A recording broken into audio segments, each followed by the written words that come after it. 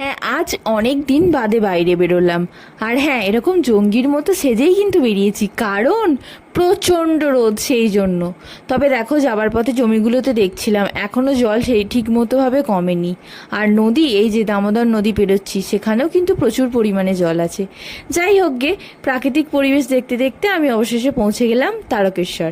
আর হ্যাঁ, তারকেশ্বরে এসেছি কি মানে শুধু যে ঘোরাঘুরি তা কিন্তু নয়, প্রচুর কাজ নিয়ে। দেখো, প্রথমেই চলে গেছিলাম আয়ুর্বেদিক এই স্টোরটাতে, যেখান থেকে আমি একটা চ্যবনপ্রাশ নিয়ে নিয়েছিলাম। তারপর গেছিলাম বইয়ের দোকানে, যেখান থেকে দুটো খাম নিয়েছিলাম, কেননা আমার মায়ের হেয়ার আমরা ডোনেট করছি সেই জন্য। আর তারপরে এসেছিলাম পোস্ট অফিসে, কারণ ওই হেয়ারটা স্পিড পোস্টের মাধ্যমে আমরা এটাকে মুম্বাই পাঠাবো। তবে হেয়ার ডোনেট নিয়ে আমি আলাদা করে একটা মিনি ব্লগ বানাবো। আর এরপর আমি ধূপের দোকানে গেছিলাম, সেখান থেকে পছন্দ করে এই দুটো ধূপ নিই। আর আজকের ভিডিওটা এখানেই শেষ করলাম। তোমরা প্রত্যেকে ভালো থেকো, নমস্কার।